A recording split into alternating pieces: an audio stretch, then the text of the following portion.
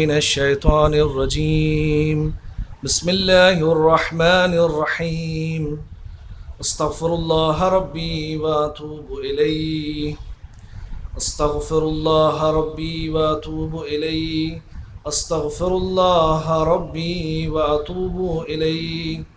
الحمد لله الذي لا يبلغ مدحته القائلون ولا يحصي نعماءه العادون ولا يؤدي حقه المجتهدون. الذي لا يدركه بعد الهمم ولا يناله غوص الفتن. الذي ليس لصفته حد محدود ولا نعت موجود ولا أجل ممدود. فطر الخلائق بقدرتي ونشر الرياح برحمتي ووتد بالصخور ميدان أرضي. ثم الصلاة على النبي الكريم أبي القاسم محمد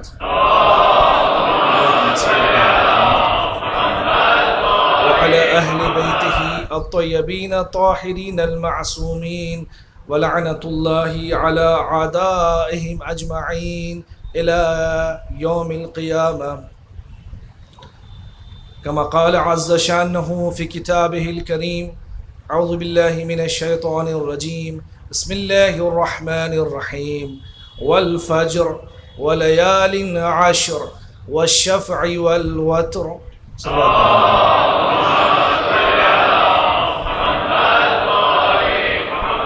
عزیزان گرامی، مسلسل آپ اس آیہ کریمہ اور اس سورہ مبارکہ سورہ فجر، جسے سورہ امام حسین علیہ السلام روایتوں کے پیش نظر بیان کیا گیا ہے، اور یہ تاکید فرمائی ہے امام نے، اہل بیت علیہ السلام نے، آپ اس سورہ کے ذریعے امام حسین کو یاد کر سکتے ہیں، ان سے قرب حاصل کر سکتے ہیں، قرب معنوی، قرب معرفت اور علوم و معارف کے سرچشمے اس سورہ کے ذریعے آپ حاصل کر سکتے ہیں۔ عزیزان گرامی، سورہ فجر یقیناً اس میں لیالی عشر کا تذکرہ کیا گیا، اور یہ لیالی عشر سے مراد الگ الگ مفسرین نے اپنے اپنے لحاظ سے تعریفیں کی ہیں، اور یہ 10 جو راتیں ہیں، یہ جو 10 شب ہیں، اس کے بارے میں ہماری روایتیں ہیں کہ اس سے مراد محرم کی یہ مہینے کی پہلی 10 راتیں ہیں، پہلی 10 شب ہیں، اور وطر سے مراد علی ابن ابی طالب علیہ السلام، اور شفع سے مراد امام حسنین کریمین شریفین مراد ہیں۔ بعض روایتوں میں یہ ہے کہ وطر سے مراد حضرت محمد مصطفیٰ صلی اللہ علیہ وآلہ وسلم، آپ حضرات کی ذات والا صفات مراد ہیں، اور دوسری روایتوں میں یہ ہے، اور شفع سے مراد حضرت امیر المؤمنین علی ابن ابی طالب و فاطمہ الزہرا سلام اللہ علیہ مراد ہیں، اور بقیہ ائمہ طاہرین علیہم السلام۔ ان راتوں کی اپنی خصوصیتیں ہیں۔ محققین نے، مفسرین نے جب ان شبوں کا تذکرہ کیا تو یہ بیان کیا کہ کیوں آخر ان شبوں کو محرم کے مہینے کی پہلی 10 شبوں سے تعبیر کی گئی ہے۔ اس کے بہت سارے وجوہات ہیں، ان میں سے ایک دو وجہ کی طرف آپ کی توجہات کو مبذول کرنا مقصود ہے۔ پہلی شے یہ کہ خداوند عالم نے جن اصحاب کرام کو امام حسین کا ساتھی قرار دیا، ایسے ساتھی، ایسے بزرگ ہستیاں اللہ نے کسی اور کے لیے قرار نہیں دیے، اور ان کی جو سب سے بڑی خصوصیت یہ تھی کہ جب انہوں نے اپنی پوری زندگی کے آخری حصے میں صرف اور صرف اللہ کی بارگاہ میں مناجات، تسبیح، تحلیل، ان چیزوں کے لیے فرصت مانگی تھی۔ دشمن کے یہاں سے یہ آوازیں آتی تھیں، یہ کون لوگ ہیں جو دنوں میں بھی عبادت کر رہے ہیں، شبوں میں بھی عبادت کر رہی ہے؟ عبادت کس کی ہو رہی تھی؟ یہ عبادت خدا وحدہ لا شریک کی ہو رہی تھی۔ اس کا مطلب یہ عزیزان گرامی کہ اگر اصحاب امام حسین علیہ السلام کی یہ شان تھی، اور ذات حضرت ابی عبداللہ الحسین علیہ السلام کی یہ شان مبارک تھی کہ وہ عبادتوں میں کسی بھی قسم کی کمی نہیں کیا کرتے تھے، انہوں نے ایک شب ہی مانگی تھی تمام شب میں تو عبادتیں مناجاتیں ہو رہی تھیں، لیکن مظلوم کربلا نے ایک شب مخصوص سی طور پہ عبادتوں کے لیے طلب کیا تھا، فرمائش کی تھی۔ تو ہماری بھی ذمہ داری یہ ہے کہ ہم اپنی عبادتوں میں کوتاہی نہ کریں، تاکہ ان عبادتوں کے ذریعے سے ہم خدا سے اور اہل بیت علیہ السلام سے قریب تر ہو سکیں۔ اور ان تمام عبادتوں میں جہاں ذکر خدا ہے، جہاں ذکر اہل بیت ہے، جہاں ذکر ائمہ ہے، جہاں ذکر انبیاء ہے، جہاں قصص ہے قرآن کریم کے معتبر ترین واقعات بیان کیے گئے ہیں، تاکہ انسان کیوں ان چیزوں کو حاصل کرے، تاکہ عبرت حاصل کر سکے۔ وقسم الذی الحجر، یہاں کے اوپر سورہ فجر میں یہ بیان کیا گیا کہ وہ صاحبان عقل کے لیے اس میں قسم ہے۔ آگے آنے والی آیتوں کے بارے میں، یعنی وہ لوگ کہ جنہوں نے اس دنیا پہ زندگی بسر کی لیکن زندگی گزارنے کے بعد سرکشی پر آمادہ ہوئے، ان کا انجام کیا ہوا، ان کی طرف متوجہ ہو۔ آج وہ دنیا میں نیست و نابود ہو گئے، لیکن ذکر امام حسین علیہ السلام قائم و دائم ہے۔ یہ سب سے بڑی خصوصیت یہاں پہ بیان کی جا رہی ہے، آپ کی توجہات کو مبذول کرتے ہوئے، کہ اس لیے کہ حضرت امام حسین علیہ السلام اہل بیت اطہار علیہ السلام کی ذات طیبہ صرف اور صرف محض رحمت ہے، شفا ہے تمام مومنین کے لیے۔ اور اگر کوئی مومن اہل بیت کا چاہنے والا ہے، امام حسین کا چاہنے والا ہے، تو یقیناً اس کے یہاں بھی یہی کوالٹی ہوگی کہ وہ شفا ہوگا، اس کے اندر رحمت پائی جائے گی، وہ لوگوں کے لیے بہتری کے بارے میں فکر کرے گا۔ اس لیے کہ ہمارا اور آپ کا تعلق جو ہے وہ کسی اور جگہ سے نہیں ہے۔ اب غور فرمائیے کہ جب ہم کسی پروڈکٹ کو خریدنا چاہتے ہیں کسی مارکیٹ سے، تو یہ پہلے ہم تلاش یہ کرتے ہیں کہ یہ چیزیں آئیں کہاں سے ہیں، اس کا بنانے والا کون ہے، اس کا سجانے والا کون ہے، کس کمپنی کا ہے، کون سا برانڈ ہے، ہم یہ پہلے چیک کرتے ہیں۔ اگر ٹھیک ٹھاک برانڈ مل گیا تو ہم لے لیتے ہیں، کیونکہ وہ مہنگا بھی ہوتا ہے اور لوگوں کا اس پہ یقین ہوتا ہے۔ لینے کی وجہ یہ ہے، یہ معروف یہ برانڈ بنا اس لیے کہ لوگوں کے بھروسے کو اس برانڈ نے جیت لیا، لہٰذا انسان ان چیزوں کو خریدتا ہے اپنے لیے کہ جو برانڈیڈ ہو، جو چیزیں اچھی ہوں مارکیٹ میں۔ اب عزیزان گرامی، اسی کی طرح آج ہماری جو مینوفیکچر جو یونٹ ہے انسانوں کی، خصوصی طور پہ اہل بیت علیہ السلام نے، اگر ہم اپنے آپ کو دیکھیں کہ ہم کو اللہ نے کہاں خلق کیا اور کس طریقے سے خلق کیا ہے، ہمارے خلقت کا راز کیا ہے، تو روایتیں بتاتی ہیں کہ خلق من فاضل طینتنا، کیوں ہمارے اندر اہل بیت علیہ السلام کی طرح خصوصیتیں ہونی چاہیے؟ اس لیے کہ اصحاب باوفا امام حسین کے جو تھے، ان کی کوالٹی یہ تھی کہ وہ رحمت کا سبب تھے، وہ شفا کا سبب تھے، وہ لوگوں کے لیے رحمت بانٹتے تھے، وہ لوگوں کے لیے ہمیشہ اچھی باتوں کی ترغیب دیا کرتے تھے، دھوکہ نہیں دیا کرتے تھے، غلط کاموں کی طرف توجہ نہیں دیتے تھے، بلکہ ہمیشہ یہ خدا کی جانب لے جانے کا کام کیا کرتے تھے۔ میں آپ کی خدمت میں عرض کرنا چاہ رہا ہوں کہ ہمارا جو رابطہ ہے وہ اہل بیت سے ہے۔ کیوں؟ اس لیے کہ شیعتنا خلق من فاضل طینتنا، ہمارے شیعہ ہمارے فاضل تین سے خلق کیے ہیں۔ اب جب ہو کا عالم ہے، وہاں کچھ شے تھی ہی نہیں، تو اہل بیت کو جب اللہ نے خلق کیا ہے، اس کا معیار کیا تھا؟ اللہ خلقکم من علیین، اللہ نے اہل بیت اطہار علیہ السلام کو اپنے کارخانے قدرت سے ایک بہترین زمین، کہ جس کو زمین کربلا کہا جاتا ہے، روایتوں میں ہے کہ زمین کربلا جنت کے ٹکڑوں میں سے ایک ٹکڑا ہے، وہاں کی زمین جو جنت کی تھی، اللہ نے جسم اطہار علیہ السلام کو اس سے بنایا اور سجایا۔ اور روایتیں بتاتی ہیں کہ ائمہ علیہ السلام کے روح کو اللہ نے اپنے نور سے پیدا کیا ہے۔ اس سے یہ مراد یہ نہیں ہے کہ جو آنے والی روایتوں میں بیان کریں گے آپ کے لیے۔ تو اگر ہم کو اللہ نے اہل بیت کے فاضل بچی ہوئی طینت سے بیان اگر پیدا کیا ہے یا خلق کیا ہے، تو ہمارے اندر بھی تھوڑی بہت کوالٹی اہل بیت جیسی آنی چاہیے۔ وہ کوالٹی اہل بیت کی کیا تھی؟ کہ وہ سچ بولتے تھے۔ وہ کوالٹی اہل بیت کی یہ تھی کہ وہ ظلم نہیں کرتے تھے، وہ کسی کا غصب نہیں کرتے تھے۔ اہل بیت کی کوالٹی یہ تھی کہ وہ ہمیشہ خدا کی عبادتیں کرتے تھے، لوگوں کے لیے رحمت کا سبب تھے، لوگوں کے لیے کریم تھے، لوگوں کے لیے شریف تھے، ہمیشہ ان چیزوں کی طرف باتیں کرتے تھے، ہمیشہ ظلم کے خلاف رہے، عدل کو قائم کیا۔ تو یہ کوالٹی جو ہے اہل بیت علیہ السلام کو ان چیزوں کی کرنے کی ضرورت نہیں تھی، تاکہ وہ اللہ کا قرب حاصل کر سکیں، بلکہ وہ خود بذات خود اول خلقت سے اللہ نے ان کو پاک و پاکیزہ طیب و طاہر قرار دیا تھا۔ یہ تمام جو ایکشن اس زمین میں آنے کے بعد اہل بیت نے یا ابا عبداللہ علیہ السلام نے انجام دیے، وہ کس کے لیے؟ یقیناً انقاذ شیعہ، اپنے شیعوں کو وہاں سے جو گمراہی میں پڑے ہیں، جو مصیبتوں میں پڑے ہیں، جو ضلالتوں میں پڑے ہیں، جو اندھیروں میں ہیں، وہاں سے نکال کر کے اہل بیت آپ کو ایک اچھی زندگی دینا چاہتے ہیں۔ یہ مقصد حسینی ہے۔ اس کی دلیل کیا ہے زنجان گرامی؟ دلیل یہ ہے، امام محمد باقر علیہ السلام ارشاد فرماتے ہیں، اپنی شیعوں سے خطاب کر رہے ہیں، یقول علیہ السلام ابو جعفر انی احب ریحکم و ارواحکم، کافی کی روایت ہے اور بحار الانوار کی روایت ہے، اصول کافی اور بحار الانوار کی یہ روایت ہے۔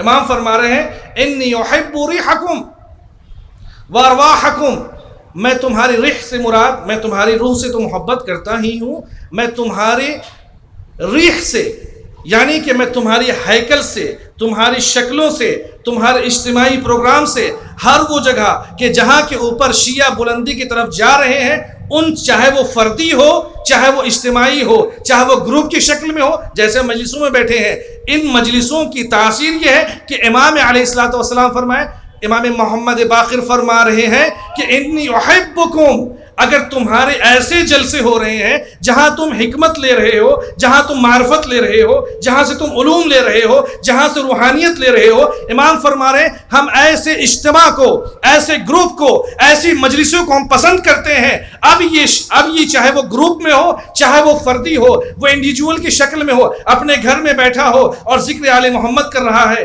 اپنے گھر میں وہ بیٹھا ہے، اپنے چاہنے والوں سے اپنے ماں باپ کی خدمت کر رہا ہے، خداوند عالم اور اہل بیت علیہ السلام کے نزدیک یہ شخص معتبر ہے، محترم ہے، محبوب ہے۔ اس لیے کہ امام کہہ رہے ہیں اے شیعو میں تم سے محبت کرتا ہوں، صرف تمہاری روحوں سے محبت نہیں ہے، میں تمہارے وجود سے محبت کرتا ہوں، تمہاری شکلوں سے محبت کرتا ہوں۔ اگر وہ تمہارے اعمال ہمارے مطابق خداوند عالم کی خوشنودی کے مطابق اگر ہو رہے ہیں تو میں تم سے محبت کرتا ہوں۔ تو کون انسان یہ نہیں چاہے گا کہ ابا عبداللہ اس سے محبت نہ کرے؟ ہمارے لیے محبت کا دم بھرنا ایک الگ ہے، وہاں سے آ جائے کہ ہم آپ کو چاہتے ہیں، یہ دوسرا مسئلہ زانے گرامی۔ ہم سب اس میں شامل ہیں۔ ہم نے ہمیشہ اس حدیث کو کوٹ کیا ہے امام علی علیہ السلام کی کہ من نسب نفسا للناس اماما فلیبدأ بتعلیم نفسہ، جو دوسروں کے لیے پند اور نصیحت کی باتیں کرتا اور امام بننا چاہتا ہے، اسے چاہیے کہ پہلے خود سے اس کی شروعات کرے۔ تو قبل اس کے کہ ہم دوسروں کے ان چیزوں کے بارے میں کریں، ہم خود سے اپنی سے شروعات کریں کہ امام محمد باقر، امام صادق، جناب فاطمہ الزہرا سلام اللہ علیہا،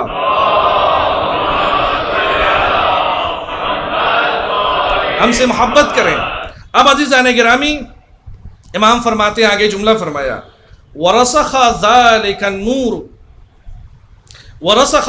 النُّورُ فِي طِينَةٍ مِّنْ عَلَى عِلِّيِّينَ وَخَلَقَ قُلُوبَ شِيعَتِنَا مِمَّا خَلَقَ اللَّهُ مِنْهُ عَبْدَانِنَا وَخَلَقَ عَبْدَانَهُمْ مِنْ طِينَةٍ دُونَ ذَلِكَ۔ اب امام محمد باقر علیہ السلام کافی کی روایت ہے اور بحار کی روایت ہے۔ امام آگے فرماتے ہیں رسخ ذالک النور، یعنی اللہ نے ان کے بدن میں اس نور کو راسخ کیا، اہل بیت اطہار علیہ السلام کے نور کو۔ اس کے بعد فرماتے ہیں وَخَلَقَ قُلُوبَ شِيعَتِنَا، اور اس کے بعد یہ قلوب سے مراد یہ قلب نہیں ہے، یہ دل نہیں ہے، چونکہ روایتوں میں قلب سے کئی مراد لی گئی ہیں، یہاں مراد ارواح مومنین ہے، مومنین کی روحوں کو اللہ نے ہمارے بدن سے خلق کیا ہے، چونکہ اہل بیت کی جو خلقت ہے، جو بدن کی جو خلقت ہے، وہ اعلی علیین کی اس شے سے خلق ہے کہ جس کو اللہ نے کہا کہ ان کا بدن اللہ نے اعلی علیین سے خلق کیا، جو جنت میں ایک ٹکڑے کا نام، ایک مٹی کا نام ہے۔ سمجھانے کے لیے، تقریب مسائل کے لیے ہم اس کہہ سکتے ہیں کہ وہ جنت کی ایک مٹی ہے جس کو اللہ نے ان کے جسموں کو خلق کیا ہے، لیکن ان کی روح کو اللہ نے اپنے نور سے خلق کیا ہے۔ اب امام فرماتے ہیں کہ اس لیے کہ خلق قلوب شیعتنا مما خلق اللہ من عبداننا، ہمارے شیعوں کی روحوں کو، ارواح کو اللہ نے ہمارے بدن کے ایک حصے سے خلق کیا ہے۔ وَخَلَقَ عَبْدَانِهِمْ مِنْ طِينَةٍ دُونَ ذَلِكَ، اور شیعوں کے ہمارے چاہنے والوں کے کہ جو بدن کو، جسموں کو جو خلق کیا اللہ نے، وہ کسی اور مٹی سے خلق کیا ہے۔ اب عزیزان گرامی، اب یہ شرف کتنی بڑی بات ہو گئی کہ ہمارے عنصر میں اگر ہم شیعہ ہیں، اگر ہم امام کے چاہنے والے ہیں، چونکہ یہ باتیں ایک عام انسان کی نہیں ہو رہی ہے، ایک معصوم فرما رہے ہیں، بلکہ متعدد حدیثوں میں، ابھی حضرت امیر کی بھی حدیث آئے گی، امام رضا کی بھی حدیثیں آئیں گی، عزیزان گرامی متعدد حدیثوں کے ذریعے اور ان روشنی کے ذریعے اگر ہم ان حدیثوں کو دیکھنا چاہیں تو گویا کہ اگر ہم فاضل تین اتنا ہیں، اگر ان کی مٹی سے جس کو اللہ نے ان کے جسموں کو خلق کیا ہے، اہل بیت کو اگر ہم کو بھی خلق کیا ہے انہی اجزاء سے جو بچ چکی تھیں، تو اس کا مطلب یہ ہے کہ ہم سے ایک رابطہ ہے۔ کس کا رابطہ ہے؟ ایک عبد کا رابطہ معبود سے ہے، ہمارا بھی رابطہ ہے، اللہ سے بھی ہے، اہل بیت سے بھی ہے۔ اور ہمارے لیے شرف کیا ہے عزیزان گرامی؟ شرف یہ ہے کہ اللہ نے انبیاء پیدا کیے، اوصیاء پیدا کیے، ائمہ پیدا کیے، اور ان کے ان اجزاء سے کہ جس کو اللہ نے سجایا سنوارا ہے، اس کی ایک ایکسٹرا چیز سے اللہ نے جو ان سے منسوب تھی شیعوں کو پیدا کیا۔ تو اب یہ بتائیے کہ شیعہ کتنی عظیم مخلوقات میں سے خدا کی ہے، کتنی محبوب ترین خلق ہے خداوند عالم کے نزدیک، اس لیے کہ اس کی ضمانت میں امام معصوم لے رہے ہیں۔ یہ ہماری حدیث نہیں ہے عزیزان گرامی۔ امام فرماتے یہاں کے اوپر فی الکاف الشریف عن الصادق علیہ الصلوۃ والسلام، ایک اور حدیث، ان اللہ خلق من علیین، اللہ نے جنت کی ایک مٹی سے ہمیں خلق کیا ہمارے جسموں کو، وخلق ارواحنا فوق ذالک، اور خداوند عالم نے ہمارے اس نور کو، ہم نور کے ذریعے سے، اپنی نور سے ہمارے روحوں کو پیدا کیا، وخلق اللہ ارواح شیعتنا من علیین، اور ہمارے شیعوں کے روحوں کو علیین سے پیدا کیا، وخلق اجسادهم من دون ذالک، اور ان کے جسموں کو کسی اور مٹی سے پیدا کیا۔ اب عزیزان گرامی، اب یہاں پہ رابطہ واضح ہو گیا کہ ایک حسینی کا رابطہ، ایک فاطمی کا رابطہ، ایک علوی کا رابطہ، ایک حسنی کا رابطہ، تمام اہل بیت علیہم الصلوۃ والسلام سے اگر جو ہمارا رابطہ ہے، وہ رابطہ اس دنیا میں آنے کے بعد نہیں بنا ہے، بلکہ ہماری روحوں کا اتصال عالم ملکوت میں تھا۔ عزیزان گرامی، اب اس روایت کے پیش نظر میں آپ کی خدمت میں یہ عرض کرنا چاہوں گا کہ اگر اہل بیت علیہم الصلوۃ والسلام نے، اگر ان کے وجود سے ہمارے وجود کی خلقت ہوئی ہے تو ان کے کچھ اثرات پائے جانے چاہیے جو ہمارے بھی وہ اثر ہونا چاہیے۔ اگر ان کے کوئی مسائل ہیں تو ہمارے بھی کچھ وہ مسئلہ ہونا چاہیے۔ اگر وہ مغموم ہیں تو ہم غمزدہ ہوں، اگر وہ خوش ہیں تو ہم خوشی منائیں، اگر وہ جس حال میں ہے، جس حال میں خدا کے نزدیک تسلیم ہے، اسی حال میں ہمیں بھی ہونا چاہیے۔ ان آثار میں سے چند کی طرف میں آپ کی توجہات کو مبذول کرنا چاہتا ہوں۔ قال علی ابن ابی طالب امیر المؤمنین علیہ الصلوۃ والسلام، یہ کیسے ممکن ہے زین گرامی کہ ہم خوش ہوں تو امام خوش ہو جائیں، امام خوش ہوں تو ہم خوش ہو جائیں، امام کے مصائب کو یاد کریں تو آنکھوں سے اشک نکل آئے، ان کی مصیبت میں ہم غمزدہ ہو جائیں؟ کوئی رابطہ کیا ہے زین گرامی؟ رابطہ کیا ہے؟ کوئی ایسا کنیکشن ہے، کوئی وائر لگا ہے، یا وہ سامنے ہے؟ وہ کون سی ایسی شے ہے جو ہم خوش ہو رہے ہیں تو امام کہہ رہے ہیں کہ ہمیں خوشی ہو رہی ہے؟ اب روایت سنیں عزیزان گرامی، ام المومنین علیہ الصلوۃ والسلام، مولا الکون، ما من احد من شیعتنا، توجہ فرمائیں ذرا، نص صریح ہے اس روایت کے اوپر، غور فرمائیں، ما من شیعتنا یمرض الا مرض لمرضه، کوئی شیعہ دنیا میں نہیں ہے، کوئی شیعہ دنیا میں نہیں ہے مگر یہ کہ اگر وہ مریض ہوتا ہے تو ہم اس مرض کی حدت و شدت کو محسوس کرتے ہیں، ہم مریض ہو جاتے ہیں۔ یہ کون فرما رہے ہیں؟ سرکار حضرت امیر المومنین علی ابن ابی طالب۔ اس روایت کو کوٹ کیا ہے جناب صدوق علی الرحمٰن نے فی کتاب الصفات الشیعہ، اس کتاب میں کوٹ کیا ہے، اور یہ عالم جلیل ہے، ہماری 4 کتابوں میں سے، ان میں سے ایک کی یہ، وَلَا اغْتَمَّ إِلَّا اغْتَمَمْنَا لِغَمِّهِ، اور کوئی غم ہمارے شیعوں کو نہیں پہنچتا مگر یہ کہ اس کی غم، ان کا غم ہمارے غموں، ان کا غم ہمارے دلوں میں غمزدگی کا اور افسردگی کا سبب ہوتا ہے۔ اب غور فرمائے ذرا گرامی، پھر فرماتے ہیں امام علی علیہ الصلوۃ والسلام، وَلَا يَفْرَحُ إِلَّا فَرْحَنَا لِفَرْحِهِ، اگر کوئی بھی شیعہ دنیا کا خوش ہوتا ہے تو ہم اس کی خوشی میں خوشی مناتے ہیں، ہم خوش ہوتے ہیں۔ اگر کوئی شیعہ عالم دین یا کوئی شیعہ کسی منزل تک پہنچ جائے، کسی کامیابی تک پہنچے اللہ کی خوشنودی کے ساتھ اور خوش ہو جائے، تو امام فرماتے اس کی ترقی نہیں ہے، وہ میری ترقی ہے۔ آپ کیوں؟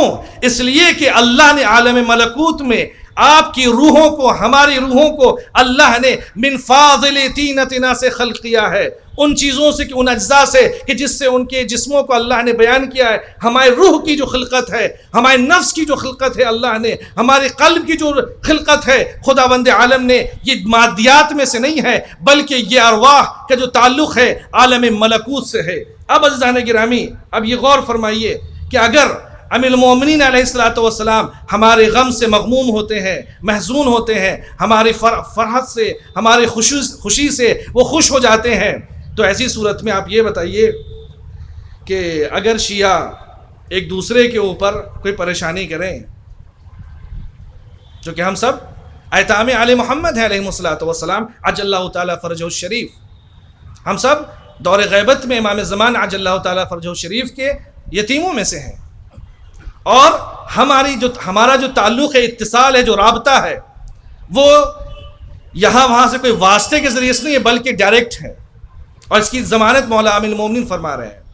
اگر یہ عزیزان گرامی، تو آپ غور فرمائیے کہ کسی مومن کے دل کو دکھانا، کسی شیعہ بھائی کا کسی شیعہ بھائی کو پریشان کرنا، ان کے حق کو غصب کر لینا، ان کو فریب دینا، یا کسی یا خود فردی طور پہ انسان کا غرور کرنا، تکبر کرنا، حسد کرنا، کینہ کرنا، یا وہ افراد کہ جو ایک دوسرے کے متعلق نفاق کا کام انجام دیں، الیاذ باللہ، استغفر باللہ العظیم، یہ کام انجام دیں، یا وہ افراد کہ جو لوگوں کے لیے ہمیشہ مصیبتوں کا سامان بنے، یا وہ افراد کہ جو نازیبا الفاظ استعمال کریں، تو کیا یہ اس مومن کے دل کو دکھانے سے، کیا حضرت امیر المومنین کے قلب کو دکھانے کا سبب ہے یا نہیں؟ اگر امام یہ فرما رہے ہیں، امام فرما وَلَا يَفْرَحَ إِلَّا فَرْحَنَا لِفَرْحَهِ وَلَا اغْتَمَّ، کوئی مغموم ہوتا ہی نہیں شیعہ مگر یہ کہ جب وہ غمزدہ ہوتا ہے تو علی بھی بے چین ہو جاتا ہے، فاطمہ بے چین ہو جاتی ہیں سلام اللہ علیہا، امام حسن بے چین ہو جاتے ہیں، امام حسین بے چین ہو جاتے ہیں، اس کے غم کو محسوس کرتے ہیں، اس لیے کہ اس ایک عنصر ہے جو وہاں سے یہاں تک پہنچا ہوا ہے، جس کا اتصال عالم ملکوت سے ہے۔ عزیزان گرامی، وہ ماں کی کون سی ایسی ممتا ہے کہ اگر بچے کو ٹھوکر لگ جائے تو ماں تڑپ جاتی ہے؟ وہ باپ کی آنکھوں سے اشک کا چھلک جانا، اگر بچہ فیل ہو جائے کسی ایگزام میں یا کسی مصیبت میں گرفتار ہو جائے، کوئی اتصال ہے؟ کیا اتصال ہے؟ اس کا اتصال یہ ہے عزیزان گرامی کہ یہ دونوں ہستیوں نے اس بچے کو لانے کے لیے وہ سبب قرار پائے ہیں۔ تو اگر ہم کسی شیعہ کو پریشان کر رہے ہیں کسی بھی عنوان سے، اہل بیت اس سے راضی نہیں ہے۔ اگر ہم امام حسین سے، آپ چاہتے ہیں، ہم چاہتے ہیں عزیزان گرامی کہ امام محمد باقر علیہ السلام احبکم، کہ ہم تم سے محبت کریں، تو تم اپنے کریکٹر کو اتنا سنوار لو کہ تم کسی پہ ظلم نہ کرو، تمہاری آواز میں عدل ہونا چاہیے، تمہارے فکروں میں توحید ہونی چاہیے، تمہارے وجود میں ولایت اہل بیت ہونا چاہیے۔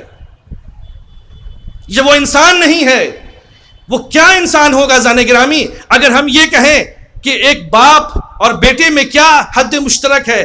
باپ پیدا کرنے والا ہے ظاہری طور پہ، اصل تو رب الارباب اس کی ذات ہے، ظاہری طور پہ اس دنیا میں وہ باپ پیدا کرنے والا ہے، اور بیٹا اس کے لیے مسبب ہے چونکہ وہ باپ کے ذریعے سے اس دنیا میں آیا ہے۔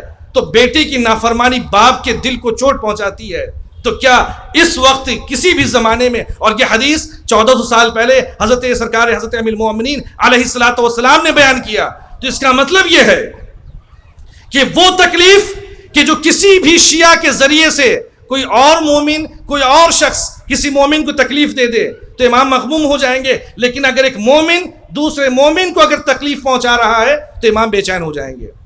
کیا ہمیں یہ گوارا ہے کہ اتنی مصیبتوں کے بعد کیا اب ہماری یہ حالت ہو گئی ہے کہ ہم ایک مومن کے لیے اس کے لیے برائی چاہیں، اس کے لیے غلط کام انجام دیں، اور تاکہ امام کو بھی ہم رسوا کریں؟ الیاذ باللہ، کس اعتبار سے امام ہماری شفاعت کریں گے زین گرامی؟ کس اعتبار سے؟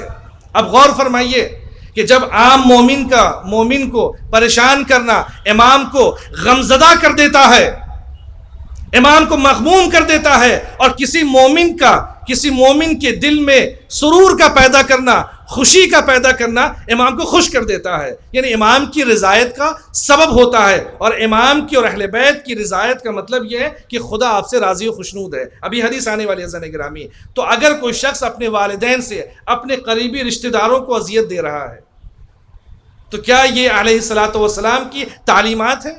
یقیناً نہیں زین گرامی۔ چونکہ اگر ہم چاہتے ہیں کہ امام ہم سے محبت کریں، امام ہم کو چاہیں، امام کی محبت کا تقاضا یہ ہے کہ وہاں پہ برائیوں کا گزر نہیں ہے، وہاں صرف خیر ہی خیر ہے، وہاں صرف اچھائی ہے۔ اب عزیزان گرامی، اب غور فرمائیے کہ ہماری ذمہ داری یہ بنتی ہے کہ اتنے دن گزر جانے کے بعد بھی ہم کو اپنے کردار میں وہ چیزوں کو بیان کرنے کی ضرورت ہے تاکہ کسی بھی اعتبار سے قلب ناظرین امام کے اوپر کسی بھی اعتبار کی ہم چوٹ نہ کریں۔ اگر کسی مومن کا ہم نے دل دکھایا ہے، اپنے ایگو کو سائیڈ میں رکھیں، چونکہ جس کے بارگاہ کو خوش کرنا ہے وہ اس دنیا کی خلقت کا سبب ہے۔ اگر کسی مومن سے بات نہیں ہو رہی ہے کسی بھی عنوان سے، اپنے کو چھوٹا سمجھ لیں۔ کس کے خاطر؟ ابا عبداللہ کی خاطر، اس لیے کہ آپ کا امام آپ سے خوش نہیں ہے، وہ غمزدہ ہے۔ کیا ہم چاہیں گے کہ اپنے امام کو، جناب علی اکبر کو، جناب زینب سلام اللہ علیہا کو کسی بھی اعتبار سے کسی مومن کو تکلیف پہنچا کر کے ان کو تکلیف دیں؟ یقیناً نہیں عزیزان گرامی۔ اب غور فرمائیے، جانے قربان ہو اہل بیت اطہار علیہم الصلوۃ والسلام کی ذات طیبہ پر، فرماتے ہیں کہ امام نے کس طریقے سے اپنے شیعوں سے وہ محبت کرتے ہیں اور چاہتے ہیں۔ اب غور فرمائیے عزیزان گرامی، امام محمد باقر موسیٰ ابن امام ابو جعفر فرماتے ہیں، عزیزان گرامی، شیعوں سے مراد ہر وہ کام کہ جو اللہ کی خوشنودی کے مطابق ہو، اہل بیت علیہم الصلوۃ والسلام کے خوشنودی کے مطابق ہو، اعمال میں، کردار میں، ان ہستیوں کے لیے اہل بیت غمزدہ ہو رہے ہیں، اور اہل بیت فرما رہے ہیں کہ تمہاری مصیبت میری مصیبت ہے، تمہاری پریشانی میری پریشانی ہے، تمہاری خوشی میری خوشی ہے۔ تم جب خوش ہوتے ہو تو میں خوش ہوتا ہوں، تم جب غمزدہ ہوتے ہو تو میں غمزدہ ہو جاتا ہوں۔ تو عزیزان گرامی، ہم اس مجلس سے اٹھیں اور یہ تہیہ کریں، کسی سے نہیں کرنا عزیزان گرامی، چونکہ کسی مجمع میں جا کر کے کسی سے وعدہ کر لینا اور کہہ دینا، یا کسی جگہ کے اوپر ایگریمنٹ کر لینا، اور اس کے بعد ہو سکتا ہے یہ امکان ہے کہ انسان اس سے مکر جائے۔ آپ کا وعدہ اس مقدس فرش عزا پہ ابا عبداللہ سے کرنا ہے آپ کو، کہ میں اب عمدن جان بوجھ کر کے، صحباً ممکن ہے انسان ہے، خطا کا مجسمہ ہے، ممکن ہے اسے نادانی میں اس نے کوئی انجام دے دیا ہو، مومن اس سے پریشان ہو گیا۔ ہماری ذمہ داری ہے کہ مومن اور مومنات جتنے بھی ہیں کہ ہم امام حسین علیہ الصلوۃ والسلام سے وعدہ کریں، یا ابا عبداللہ علیہ الصلوۃ والسلام، امام محمد باقر علیہ الصلوۃ والسلام، امیر المومنین، ہم آپ کے شیعہ ہیں، ہمیں یہ توفیق عطا فرمائیے کہ ہماری وجہ سے کوئی ایک ایسا فعل سرزد نہ ہو جس سے آپ غمزدہ ہوں۔ دشمنوں نے بھی امام کو غمزدہ کیا، پریشان کیا، کیا آپ اپنے بھی ان کو پریشان کریں گے؟ عزیزان گرامی، یہ حدیثیں، یہ روایتیں امام معصوم کے جملے ہیں جن کو معتبر ترین کتابوں میں ذکر کیا گیا ہے کہ آپ کی خوشی کا راز امام کی خوشی کا راز ہے، آپ کی ترقی امام کی ترقی ہے۔ اسی لیے تو امام کہتے ہیں کہ کونوا لنا زینن، ہماری زینت کا سبب بنو، ہماری آر کا سبب نہ بنو، عیب کا سبب نہ بنو۔ اگر ہمارے کیریکٹر میں فاطمی کیریکٹر ہے عزیزان گرامی، تو یقیناً ہم حسینی ہیں، ہم فاطمی ہیں، ہم علی کے چاہنے والے ہیں، ہم اہل بیت کے چاہنے والے ہیں، ہم محمد مصطفیٰ صلی اللہ علیہ وآلہ وسلم کی شریعت پر سب سے زیادہ عمل کرنے والے ہیں۔ صلوات اللہ علیہ۔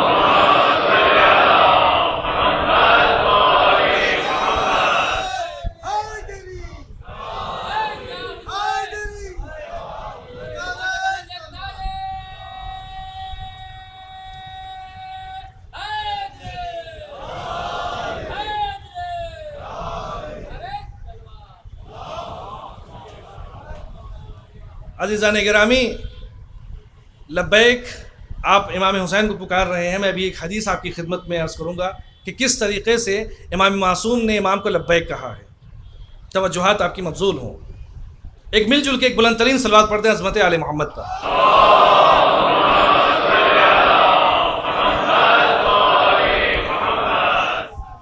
اگر کسی مومن کو تکلیف پہنچانا یہ اسلوب صحیحہ میں سے نہیں ہے، یہ کام اچھا نہیں ہے، تو اب وہ چیزیں کہ جس کو اللہ نے واجب قرار دیا ہے،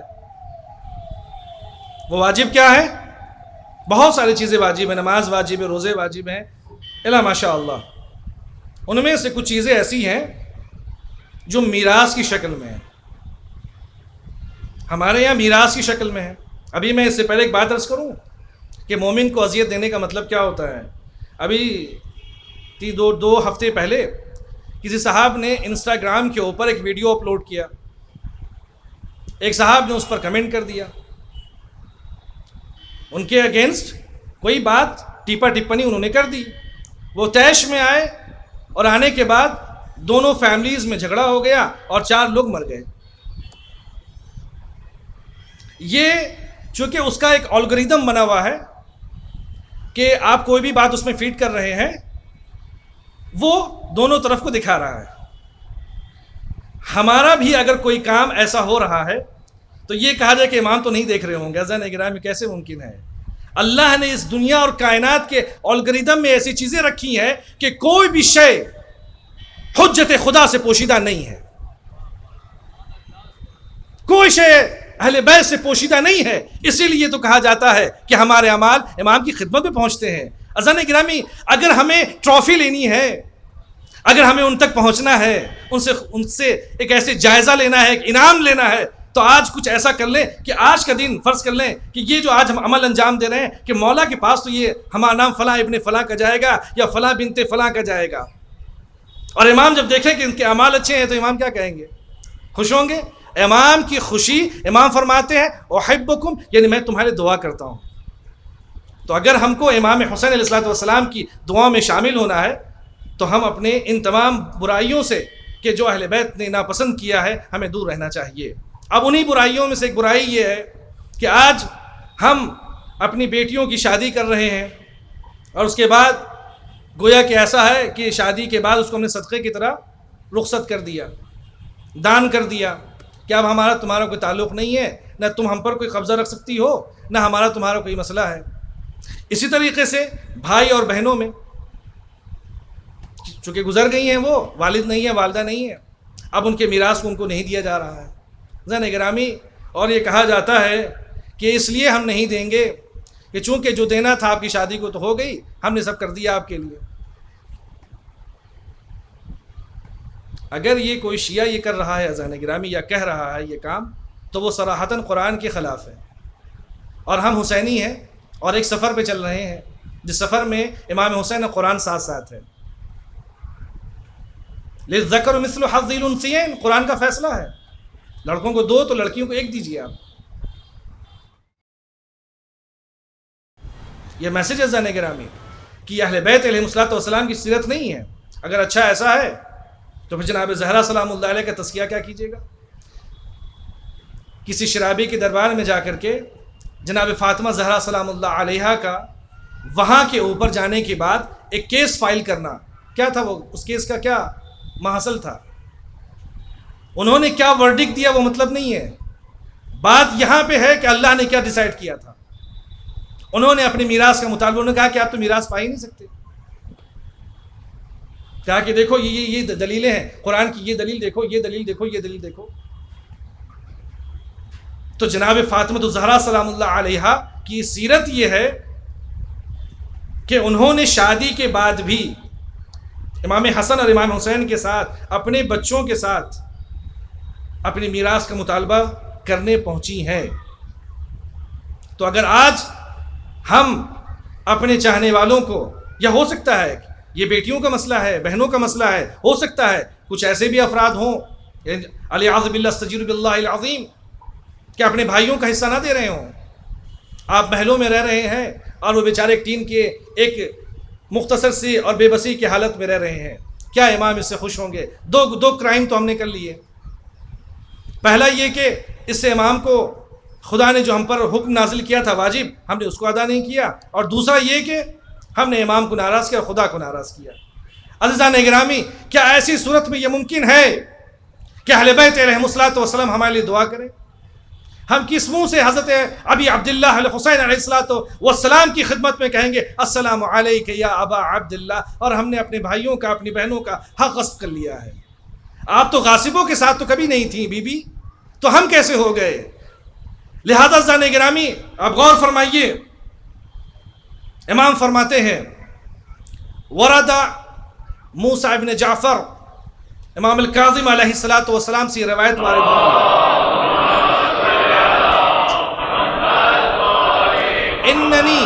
اننی ومن جرى مجرى من اہل بیتی علیہم الصلوۃ والسلام لا بد لنا، اپنی قیمت، اپنی عظمت، اپنی شرافت اور اپنی حیثیت کو، اپنی شان کو آپ ذرا سمجھ لیں. امام موسیٰ کاظم علیہ الصلوۃ والسلام فرما رہے ہیں، امام فرماتے ہیں اننی ومن جرى من اہل بیت علیہم الصلوۃ والسلام لا بد لنا من حضور جنائزکم فی ای بلد تموتون، فی ای بلد تموتون. فرماتے ہیں کہ ہم اہل بیت کی سیرت یہ ہے. اب یہاں پہ مفسرین نے بیان یہ کیا کہ اہل بیت سے مراد عہد نبی میں جو اہل بیت تھے، یعنی محمد مصطفیٰ صلی اللہ علیہ وآلہ وسلم، اور اصحاب کسا یعنی مولا علی علیہ الصلوۃ والسلام، جناب فاطمہ الزہرا اور امام حسنین کریمین شریفین مراد ہیں. یا دوسری چیز اس سے مراد اہل بیت سے مراد یہ ہے وہ ماحود یعنی ائمہ اثنے عشر 14 معصومین اس سے مراد ہیں، اہل بیت سے مراد. تیسری روایت یہ ہے کہ اس کے اہل بیت سے مراد عام مراد ہے، یعنی کیا؟ ان اہل 14 معصومین کے ساتھ ساتھ جناب حضرت ابو الفضل عباس علیہ الصلوۃ والسلام اور جناب علی اکبر اور جناب زینب اور بقیہ خاندان بنی ہاشم کے بزرگار افراد اس اہل بیت کے اس میں شامل ہیں. امام فرماتے ہیں لا بد لنا، تم دنیا کے کسی بھی گوشے میں کہیں بھی کوئی بھی شیعہ اگر دم توڑتا ہے، لا بد لنا، لا بد لنا، ہم پر ضروری یہ ہو جاتا ہے، ہم اہل بیت کے اوپر من حضور جنائزکم، کہ ہم تمہارے جنازوں میں، ہم تمہاری میتوں پہ حاضر ہوتے ہیں. عزیزان گرامی، یہ وقت کا امام کاظم علیہ الصلوۃ والسلام اس حدیث کو بیان فرما رہے ہیں. کیوں عزیزان گرامی؟ پھر فرماتے ہیں وَأَحْسَنُ الْأَعْمَالُ، وَأَحْسَنُ الْأَعْمَالِ، اپنے اعمال کو بہتر کر لو. کیوں؟ اگر تم چاہتے ہو کہ ہم تم سے ملیں. وَتُعِنُونَ عَلَى خَلَاصِكُمْ وَفَكِّ رَقَابِكُمْ مِنَ النَّارِ، اور اپنے آپ کو اتنا بہترین سجا لو کہ تمہیں خداوند عالم جہنم کی آگ سے تمہیں جواز عطا کر دے، تمہیں پروانہ عطا کر دے. اگر تمہارے اندر یہ کوالٹی ہو جائے گی، اَيْنَمَا تَمُوتُونَ، تم دنیا کے کسی بھی گوشے میں کیوں نہ ہو، ہم تمہارے پاس آئیں گے. زن اگرامی آپ بتائیے، کوئی ابھی ایک مسئلہ چل رہا ہے کچھ لوگوں کا، اور ہم کسی پہ کمنٹ نہیں کرنا چاہتے ہیں، کچھ ایتھسٹ ہیں جو خدا کو نہیں مانتے، خدا ہے ہی نہیں، کہ ہم ڈے آف ججمنٹ کچھ ہوتا ہی نہیں. تو عزیزان گرامی آپ یہ بتائیے کہ مرنے کے بعد کس نے دیکھا ہے کہ وہاں کچھ ہوگا؟ ہو سکتا کچھ نہیں ہو، جو کسی نے آ کے بتایا تو نہیں نا ہمیں کہ وہاں کیا ہوگا کیا نہیں ہوگا. تو لہٰذا بھئی نیچر کا یہ سسٹم ہے، اس سے اللہ نے ہمیں پیدا کیا ہے اور ایک دن چلے جانا ہے. ان کے خدا کا کانسیپٹ نہیں کہ یہ نیچر ہی ان کے لیے سب کچھ ہے. ہم ان کے لیے کہنا چاہیں گے زن گرامی، ان کے پاس کوئی دلیل، کوئی ایویڈنس نہیں ہے، چونکہ اس دنیا کو ثابت کرنے کے لیے، کسی بھی شے کو ثابت کرنے کے لیے آپ کو تجربوں سے گزرنا پڑے گا، اس کو لیب میں ٹیسٹ کرنا پڑے گا. آپ کو کوئی نہ کوئی ایسی چیزیں ہوں گی ABCD، تب جا کر کے آپ کسی چیز کو کہہ سکتے ہیں یہ ہو سکتی ہے یا یہ چیز نہیں ہو سکتی ہے. آپ پرانے زمانے میں آپ دیکھیں، عالم قدیم اور عالم جدید کا کانسیپٹ تھا، جس میں صرف ایشیا، افریقہ اور آپ کے اس کے علاوہ یورپ شامل تھا، لیکن اس میں امریکہ شامل نہیں تھا، نیوزی لینڈ شامل نہیں تھا، آسٹریلیا شامل نہیں تھا. جب تک لوگوں نے ڈسکور نہیں کیا، لوگ کہتے تھے بس یہی ہے کانٹیننٹ، یہی ہے، بس ایشیا ہے، افریقہ ہے، اس کے علاوہ نہیں ہے. چونکہ انسان کی خلقت اور اس کے دماغ اور اس کے تجربات اتنا ہی ہے کہ بس وہ انہی چیزوں کے بارے میں بتا سکتا ہے اور بیان کر سکتا ہے جو اس کے تجربات سے گزر رہے ہوں یا گزر چکے ہوں، تاریخی شواہد ہوں، کوئی ایویڈنس ہو. لیکن قیامت میں کیا ہوگا مرنے کے بعد، یہ کوئی تجربے میں آنے والی شے نہیں ہے، کسی کے پاس اس کا جواب نہیں ہے. تو ان کے لیے تو ہم کہہ سکتے ہیں کہ آپ کے پاس کوئی دلیل نہیں ہے، آپ کے پاس کوئی دلائل نہیں ہے، کوئی براہین نہیں ہے کہ مرنے کے بعد کیا ہوگا، لہذا خدا کانسیپٹ نہیں ہے. یہاں ہمارے پاس دلیل رکھتے ہیں کہ مرنے کے وقت اہل بیت علیہم الصلوۃ والسلام سرکار سید الشہداء ہمارے پاس آئیں گے. اینما تموتون فی بقعۃ المبارکہ، اس سرزمین پہ تم کہیں بھی دم توڑو ہم تمہارے پاس آئیں گے. اگر تم نے اپنے اعمال کو سجا لیا اور سنوار لیا اور خدا کے خوشنودی کے مطابق انجام دیا تو علی بھی آئیں گے، ابو الفضل عباس بھی آئیں گے. مل جل کے صلوات پڑھے محمد والے محمد پہ.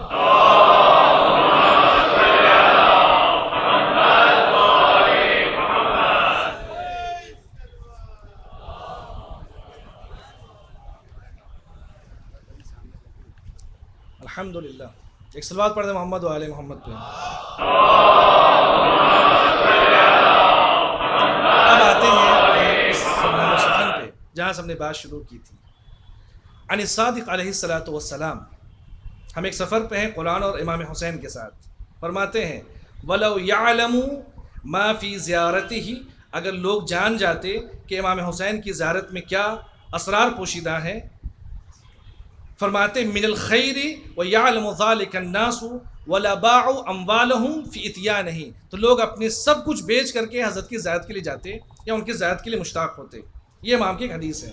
اور دوسری روایتیں کہتی ہیں لَاقْتَتَلُوا عَلَى زِيَارَتِهِ، وہ مشاجرت کی تھے. قتل سے مراد یہاں پہ یہ نہیں کہ تلوار نکالے کسی کو مار دینا، یہ مراد نہیں ہے. مراد یہاں پہ یہ ہے کہ اپنی برائیوں کو، اپنی کوتاہیوں کو اور اپنی تمام تر جو چیزیں آپ کے اندر خباثتیں ہیں یا ہمارے اندر ہیں ان کو ختم کر کے اب عبداللہ کی زیارت کے لیے پاک و پاکیزہ بن کے ان کے حضور ہمیں حاضر ہونا ہے. اگر لوگ جان لیتے تو سب کچھ نچھاور کر کے حضرت امام حسین کی زیارت کے لیے جاتے.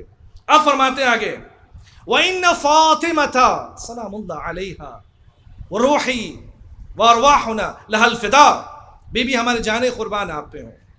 فرماتی جب کوئی امام حسین علیہ الصلوۃ والسلام، میں نے کل زیارت کی ڈیفینیشن بیان کی تھی، امید ہے کہ آپ کے اذہان میں ہوں گے. حضور عند المزور، ایک انسان کا جس کی طرف آپ جا رہے ہیں اس تک اپنی جسم کو لے جانا، ایک زیارت کا معنی ہے. دوسرا معنی روحی زیارت ہے کہ آپ کہیں بھی ہوں، کسی بھی دنیا کے کسی بھی گوشے میں ہوں اور ایک مرتبہ کہیں السلام علیک یا امین اللہ، السلام علیک یا امیر المومنین، السلام علیک یا ابا عبداللہ. تو یہ امام تک آپ کی باتیں، یہ زیارت ہو گئی. یہ امام فرما رہے ہیں زانے گرامی. یہاں فرماتے ہیں کہ وَإِنَّ فَاطِمَةَ، ظاہر امام حسین کے لیے لَتَنْظُرُ وَإِنَّ فَاطِمَةَ لَتَنْظُرْ مَنْ حَضَرَ مِنْكُمْ فَتَسْأَلُ اللَّهُ لَهُمْ مِنْ كُلِّ خَيْرٍ. اور جس وقت جناب زہرا دیکھتے ہیں کہ یہ میرے بچے کا چاہنے والا ہے اور اس کی زیارت کے لیے جا رہا ہے، تو جناب زہرا سلام اللہ علیہ، فاطمۃ الزہرا سلام اللہ علیہ، اس زائر کے لیے اپنے ہاتھوں کو بلند کرتی ہیں. اور یہ فرما کون ہے زانے گرامی؟ یہ ہماری اور آپ کی بات نہیں ہے، یہ امام معصوم فرما رہے ہیں. فرماتے ہیں من کل خیرین، اس کے حق میں ہر خیر کی دعا کرتی ہیں جناب زہرا سلام اللہ علیہ. اور فرماتی ہیں فلا تزہدوا فی اتیانہ، امام حسین کی زیارت میں چاہے آپ دور سے کریں چاہے وہاں جا کر کریں کربلا میں. عزیزان گرامی فرما رہے ہیں امام صادق علیہ الصلوۃ والسلام کہ امام کی زیارت میں ذرہ برابر بھی کوتاہی نہ کریں. وہ دن کتنا بہترین دن ہوگا کہ جس کی ابتدا نماز کے بعد ہم کہیں اپنے حضرت کی خدمت میں السلام علیک یا ابا عبداللہ. مولا ہم جا رہے ہیں، کام پہ جا رہے ہیں، مولا ہم اسکول جا رہے ہیں، مولا ہم کالج جا رہے ہیں، ذریعہ معاش کے لیے جا رہے ہیں. تو اگر ان سے اجازت لے کر کے اگر ہم اپنے کاموں میں جائیں تو کیا دن بھر حضرت ابی عبداللہ کی دعائیں ہمارے ساتھ ہوں گی کہ نہیں ہوں گی زانے گرامی؟ چونکہ ہم نے ان کی خدمت میں سلامتی کی دعا کی ہے. وہ کریم ابن کریم ہے جو دشمن کو بھی پانی پلاتے ہیں، جو جانوروں کو بھی پانی پلاتے ہیں زانے گرامی. تو کیا وہ اپنے چاہنے والوں کے لیے وہ اتنی سی رحمت آپ پر نازل نہیں کر سکتے؟ بشرطے یہ کہ ہمیں ویسا کریکٹر جو امام حسین نے ہم سے کربلا میں مانگا ہے، ہمیں اس طریقے سے اپنے آپ کو ڈھالنے کی ضرورت ہے. شہزادی فرماتی ہیں فَإِنَّ الْخَيْرَ فِي إِتْيَانِهِ أَقْصَ مِنْ أَنْ يُحْصَى. جناب زہرا اس ظاہر امام حسین کے لیے چاہے وہ دور سے کرے چاہے وہ قریب سے کرے، اس کے لیے اتنی خیر کی دعائیں کرتی ہیں کہ دنیا کی کوئی بھی طاقت اسے احسا نہیں کر سکتی. یعنی ان لمیٹڈ ہے. اب عزیزان گرامی، امام حسین علیہ السلام کی یہ جو خصوصیت آج جو ہمارے سامنے ہے وہ اسی بنیاد پر ہے کہ امام ہم کو چاہتے ہیں، ہم امام کو چاہتے ہیں، اور یہ اشک بتا رہے ہیں، یہ چیزیں بتا رہی ہیں کہ یہاں پہ کہ اقتلوا انفسکم، اپنے آپ کو ہلاک کر دو، یعنی مطلب کیا ہے؟ اپنے دل میں بیٹھے ہوئے کینے کو، بغض کو، حسد کو، برائیوں کو، غرور کو، تکبر کو ختم کر کے ہمارے سامنے حاضر ہو، پھر جناب زہرا تمہارے لیے دعا کریں گی۔ امام صادق علیہ السلام کی حدیث ہے، اپنے خواہشات کو فَإِنَّهَا لَا تُدْرَكُ إِلَّا بِالْقَهْرِ، اگر آپ وہ سچا زائر بننا چاہتے ہیں، علی مرتضیٰ کے سچا زائر بننا چاہتے ہیں یا زائرہ بننا چاہتی ہیں جناب زہرا سلام اللہ، جناب زینب کبریٰ سلام اللہ علیہا کے لیے، تو امام فرماتے الا بالقہر، اپنے آپ کو اپنے نفس پہ، خواہشات پہ کنٹرول کرو۔ اور یہ کوئی مسئلہ نہیں ہے زان گرامی، اس لیے کہ ظاہر سی بات ہے انسان خطاؤں کا مجسمہ ہے۔ ہمارے استاد کبھی کہتے تھے کہ الانسان من نسیان، انسان جو ہے وہ نسیان سے بنا ہے، بھول جاتا ہے، گناہیں ہو سکتی ہیں، لیکن اگر خداوند عالم اسے توفیق عطا کر دے، اور یہ توفیق اہل بیت سے توسل کے ذریعے سے ممکن ہے، چونکہ ہمارا رابطہ ڈائریکٹ رابطہ ہے، کسی وسیلے کے ذریعے سے نہیں ہے زان گرامی، اس لیے کہ شیعتنا خلقوا من فاضل طینتنا، وہ کوالٹی جو اللہ نے عالم ملکوت میں اپنے چاہنے والوں کو عطا کیا ہے، وہ آج بھی کوالٹی باقی رہ سکتی ہے اور دوبارہ آ سکتی ہے۔ اس کے لیے کچھ شرطیں ہیں زان گرامی، میں آپ کی خدمت میں عرض کرنا چاہوں گا۔ ایک مل جل کے صلوات پڑھ دیں محمد و آل محمد پہ۔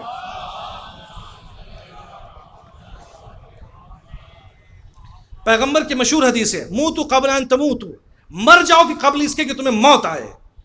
اس سے مراد کیا ہے؟ اس موت سے مراد یہ ہے کہ اپنے نفس کے رذائل میں جتنی برائیاں ہیں، جتنے رذائل ہیں، جتنی خرابیاں ہیں، خباثتیں ہیں، ان کو ختم کر دو، دفن کر دو، تو تم زندہ و جاوید ہوگے، تو تم کبھی بھی ممات علی حب آل محمد مات شہیدہ، اہل بیت کی محبت میں مرنے والا تب جا کے شہید ہو جائے گا، اور شہید مرتا نہیں ہے، وہ زندہ ہے۔ لا ولا تحسبن الذين قتلوا في سبيل الله امواتا، تم گمان نہ کرو۔ تو اگر اس مصداق میں ہم آنا چاہتے ہیں تو ضرورت اس بات کی زان گرامی کہ ہم اپنے وجود کو ان تمام چیزوں سے مبرہ کریں، منزہ کریں، اپنے آپ کو پاک کر کے اس کی بارگاہ میں حاضر ہوں۔ یقیناً آپ ایک مرتبہ اس کو آپ انجام دیں گے، اہل بیت علیہ السلام توفیق میں اضافہ کرتے چلائے جائیں گے کہ ان کی کوئی چیز ختم ہونے والی نہیں ہے زان گرامی۔ اب یہاں کے اوپر دو تین چیزیں زان گرامی ہیں۔ محبت جو ہم کر رہے ہیں یا اہل بیت ہم سے جو کر رہے ہیں، اس کی وجہ کیا ہے؟ ہمیں برائیوں سے نکال کر اچھائیوں کی طرف لے جانے کا حکم دیا ہے کربلا والوں نے۔ اب اس کے لیے دو چیزیں ہیں، وہ کوئی شارٹ کٹ نہیں ہمارے یہاں، جیسا کہ میں نے آپ کی خدمت میں عرض کیا تھا کہ کچھ محبت کے دو درجے بن جائیں گے۔ ایک وہ درجہ ہوگا جس میں ہمیں کوشش تھوڑی بہت کرنی پڑے گی، خوب جم کے محنت کرنی پڑے گی، دعاؤں کے ذریعے سے، زیارتوں کے ذریعے سے، اچھے اعمال کے ذریعے سے، اچھے سلوک کے ذریعے سے۔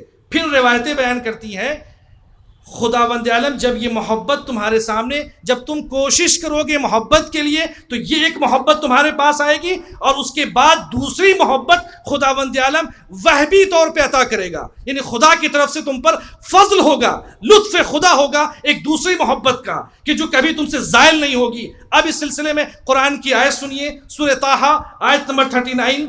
جناب موسیٰ علیہ السلام کے لیے اللہ نے کہا بسم اللہ الرحمن الرحیم وَأَلْقَيْتُ عَلَيْكَ مَحَبَّةً مِّنِّي، میں نے آپ کے دل میں اپنی محبت ڈال دی ہے، اپنی محبت ڈال دی خدا نے۔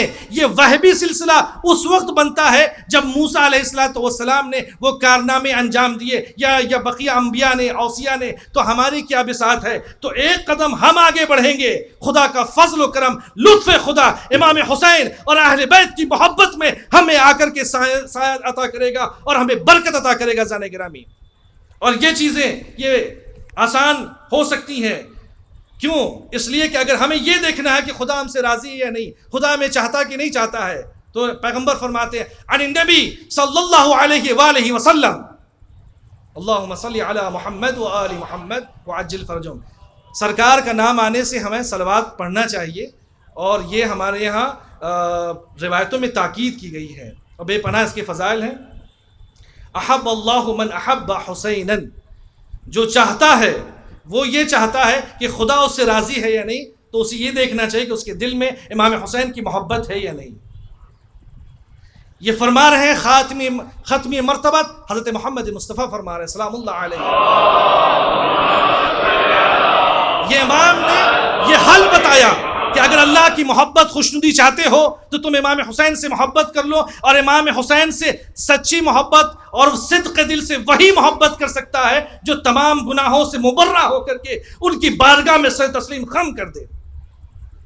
اب خود اس ذات کے بارے میں، اب تو امام حسین سے محبت کی بات ہو رہی ہے، اب خود ذات حضرت ابی عبداللہ علیہ السلام نے کیا انجام دیا ہے کربلا میں زان گرامی۔ امام نے جا کر کے کربلا میں کیا چیزیں انجام دی ہیں، من جملہ توحید کو جا کر وہاں جلوہ فغن کیا ہے، توحید کو وہاں عام کیا، حقیقت توحید کو لوگوں کے سامنے آشکار کیا کہ جسے تم خدا سمجھتے ہو میرا خدا ویسا نہیں ہے، میرا خدا کریم ہے، رحیم ہے، رحمان ہے۔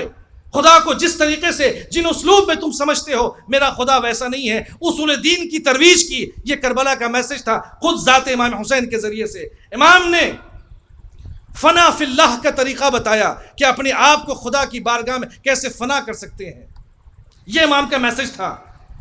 امام نے زہد بتایا کہ زہد کی اس چیز میں ہے، دنیا میں اگر زہد کرنا ہے تو امام حسین علیہ السلام نے کربلا کی سرزمین پہ بتایا۔ امام نے بتایا کہ بہترین ایڈمنسٹریشن کیا ہو سکتا ہے، بہترین مسئولیت کیا ہو سکتی ہے، وہ امام حسین علیہ السلام نے کربلا کے میدان میں بتایا کہ اگر آپ کو مسئولیت چاہیے، ایک نظام بنانا ہے، اپنے ایڈمنسٹریشن کو بہترین کرنا ہے، تنظیموں کو مرتب کرنا ہے، تو امام حسین علیہ السلام نے کربلا کے میدان میں آ کر کے بتایا کہ آپ کی زندگی ہر ایک شے وہ نظام تھا عزیزان گرامی، کہ جس میں جو لوگ جڑے تھے اس نظام میں، اس سسٹم میں، وہ عام لوگ نہیں تھے،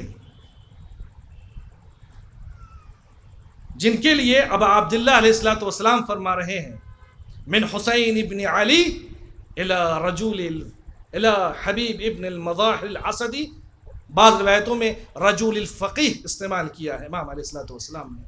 آج ہمارے یہاں مسائل ہیں کہ فقیہ کا لفظ مجتہد کہاں ہوتے ہیں، یہ دیکھیے امام فرما رہے ہیں یہاں پہ، یہ معتبر ترین روایتوں میں ہے۔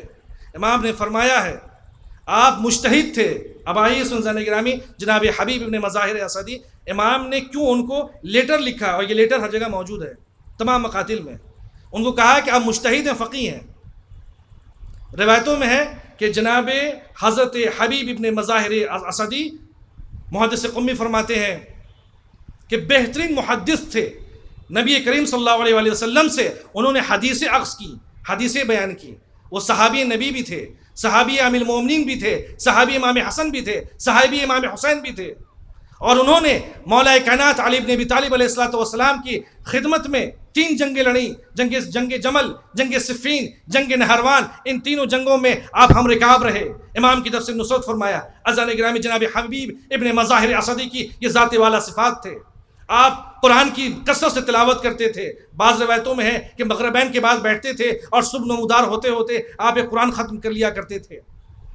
یہ جناب حبیب ابن مظاہر اسدی ہیں سلام اللہ علیہ، ایک بچپنا ہے، بچے کھیل رہے ہیں، سرکار ختمی مرتبت حضرت محمد مصطفیٰ صلی اللہ علیہ وآلہ وسلم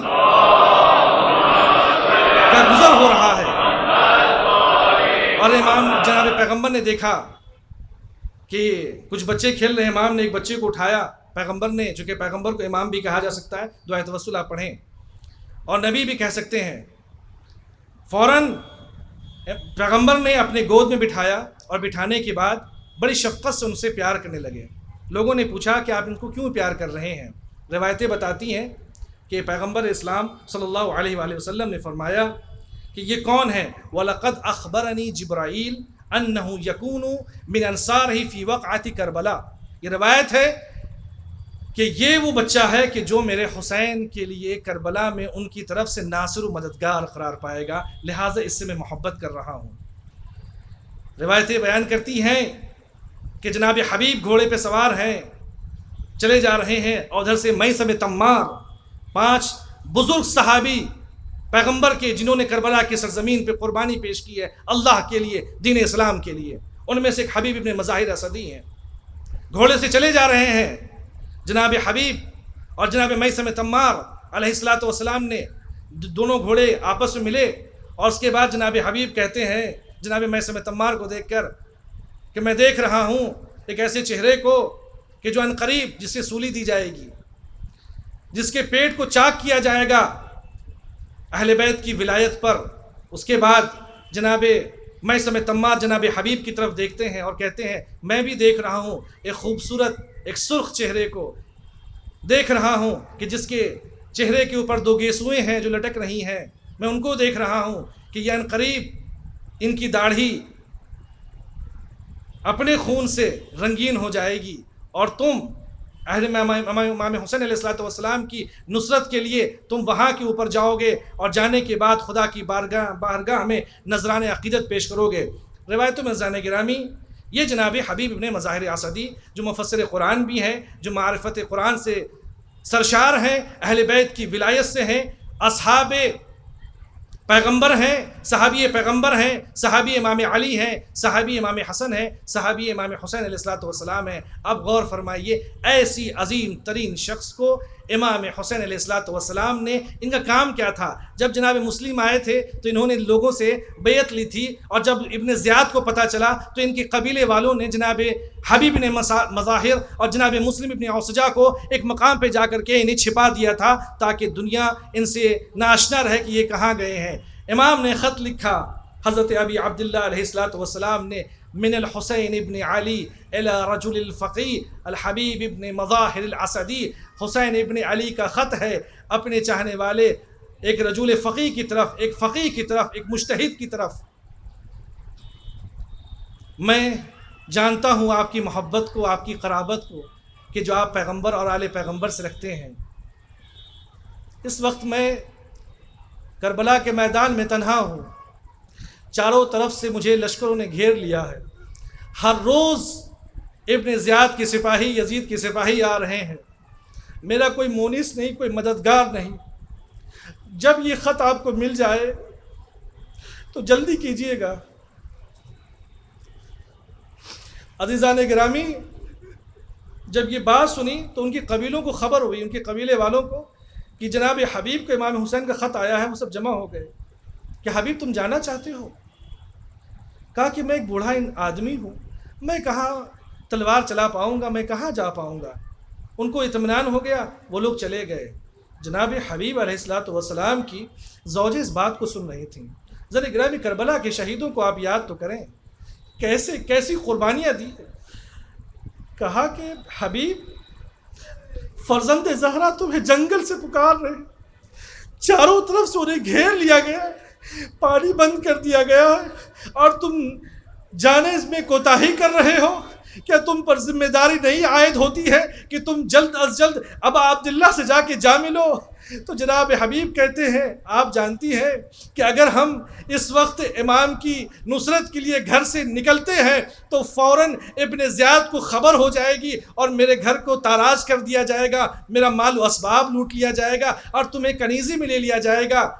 جناب حبیب کی زوجہ محترمہ کہتی ہے، حبیب تمہیں میرے کنیزی کی فکر ہے؟ استغفر اللہ۔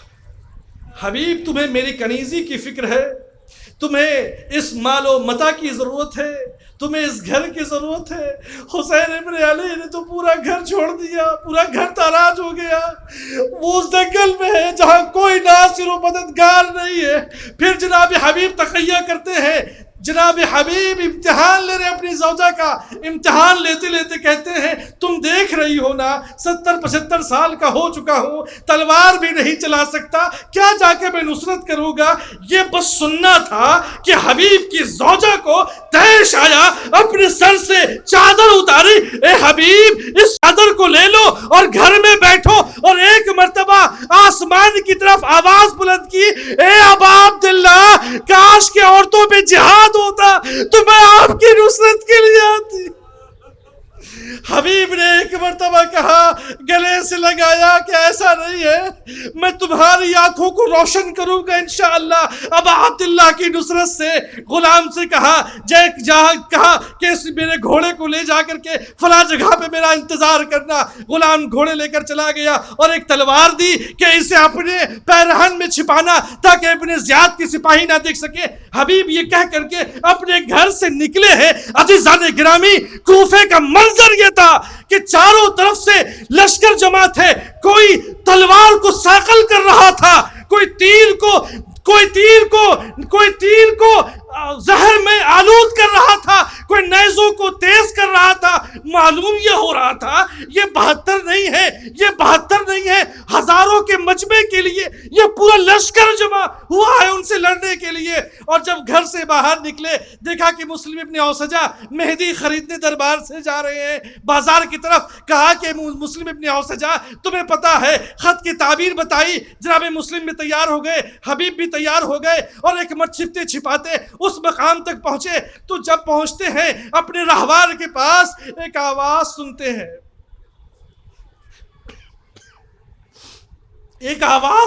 ہیں، وہ غلام کہتا ہے اپنے گھوڑے سے، اے گھوڑے، اگر میرے آقا کے آنے میں ذرا سے بھی تاخیر ہوئی ہے تو میں تیرے دوش پہ سوار ہو کر، میں تیری پیٹھ پہ سوار ہو کر کے فرزند زہرا کی نصرت کو جاؤں گا۔ جناب حبیب ابن مظاہر نے ایک مرتبہ آسمان کی طرف رخ کیا اور کہا، ابا عبداللہ، آپ کے سامنے غلام بھی شرم محسوس کر رہے ہیں، مگر وہ آزاد لوگ آپ کے قتل کے درپے ہیں۔ یہ کہہ کر کے جناب حبیب گھوڑے پہ سوار ہوئے اور کہا، میں تمہیں آزاد کرتا ہوں۔ غلام نے اپنے چہرے کو جناب حبیب کے قدموں میں رکھ دیا اور کہا، آقا، اے میرے آقا، جب تک آپ جس حال میں تھے آپ نے رکھا، آج فرزند زہرا کی نصرت کی بات ہے، کیا یہ ممکن ہے کہ مجھے بھی لے چلے تاکہ میں فداکاری کر سکوں، چاہے تاکہ میں جانثاری کر سکوں۔ ایک مرتبہ حبیب کی آنکھوں میں سے اشک نمودار ہوئے، غلام کو بٹھایا، کربل میں وارد ہوئے، ایک ہجوم ہوا، آواز بلند ہوئی، ثانیہ زہرا کے کانوں میں آواز پہنچی۔ جناب زینب نے پوچھا فضہ سے، فضہ کیا بتاؤ، کیا پھر کوئی لشکر کوفے سے آیا ہے؟ کہ نہیں شہزادی، کوئی لشکر تو نہیں، حبیب ابن مظاہر امام کے دوست تشریف لائے ہیں کوفے سے۔ شہزادی نے جب یہ سنا، ثانیہ زہرا نے فضہ سے کہا، اے فضہ، جا کر کے حبیب کو ثانیہ زہرا کا سلام عرض کر دینا۔ جیسے ہی جناب فضہ نے حبیب کو سلام عرض کیا، حبیب نے امامے پہ کے خاک کربلا کو اٹھایا، اپنے سر پہ رکھا۔ یا اللہ، یہ وقت بھی آ گیا کہ علی مرتضیٰ کی، امیر عرب کی بیٹی مجھ جیسے کو سلام کہلوائے۔ عزیزان گرامی، روایتیں بتاتی ہے کہ ایک مرتبہ امام جناب حبیب آئے اور آنے کے بعد امام سے گلے ملے، اذن ہوا، مقتل پہنچے۔ روایتیں بتاتی ہے کہ کم سے کم 60 سے 62 لوگوں کو اس وقت فنار کیا۔ اور ایک مرتبہ جب حسین بن نمیر دیکھ رہا تھا کہ جناب حبیب کسی صورت سے قابو میں نہیں آتے، ہجوم ہوا اور ایک مرتبہ بنی تمیم کا شخص آگے بڑھا اور بڑھنے کے بعد اس نے ایک تلوار آپ کے سر پہ ماری، جناب حبیب ڈگمگانے لگے۔ پھر ایک شخص آگے اور بڑھا، اس نے ایک تلوار آپ کے چہرے پہ ماری۔ اب جو تلوار اور نیزے کا مارنا تھا کہ حبیب گھوڑے سے زمین کی طرف آئے، والسلام علیک یا ابن رسول اللہ، آواز بلند کی۔ ابن تمیم کا ایک شخص جلدی سے آیا اور آنے کے بعد اس نے جناب حبیب کے سر و تن میں جدائی کی، اور سر کو لینے کے بعد ایک مرتبہ حسین بن نمیر نے ایک مرتبہ دیکھا تو کہا کہ سر کو کہاں لے کے جا رہے ہو؟ میں نے بھی حبیب کو مارا ہے، یہ سر مجھے بھی دے دو۔ مقتل کہتی ہے لٹا ہوا قافلہ کوفے پہنچا، جناب حبیب کا بیٹا جو سن بلوغ تک نہ پہنچا تھا، جناب قاسم نے کنیت جناب مسلم جناب حبیب کی تھی جن کا نام تھا قاسم، جب انہوں نے دیکھا کہ ان کے بابا کا سر کسی گھوڑے کے سموں سے ہے اور وہ لٹک رہا ہے تو وہ قصر زیاد میں ان کے ساتھ ساتھ چلنے لگے۔ جب داخل ہوئے تو وہ بچہ بھی داخل ہوا۔ اور جب وہ باہر آئے تو جناب حبیب کے فرزند ارجمند جناب قاسم بھی باہر آئے۔ ایک مرتبہ سواد نے کہا کہ کیا بات ہے، بار بار تو میرے ساتھ کیوں آ رہا ہے، کیوں نہیں مجھ سے دور ہوتا؟ ایک مرتبہ جناب حبیب کے اس چھوٹے سے شہزادے نے کہا اے سوار، تجھے معلوم ہے یہ میرا بابا ہے جسے شہید کیا گیا، لا اس سر کو مجھے دے دے تاکہ میں رومال سے اس خاک ان کے چہرے سے ہٹا سکوں۔ انا للہ و انا الیہ راجعون، رضا بقضائہ بتسلیما لامرہ۔ افضل التماس ہے کہ سلامتی امام زمانہ جل اللہ تعالی فرجہ شریف کے لیے اس دعائے امام زمان کی تلاوت فرمائیں۔ بسم اللہ الرحمن الرحیم۔ اللہم کل ولیک الحجۃ ابن الحسن صلواتک علیہ وعلی آبائہ فی هذه الساعة وفی کل ساعة ولیا وحافظا وقائدا وناصرا ودلیلا وعینا حتى تسکنہ ارضک طوعا وتمتعه فيها طويلا برحمتك يا ارحم الراحمين اللهم القتلة الحسين واولاده واصحابه وانصاره اجمعين۔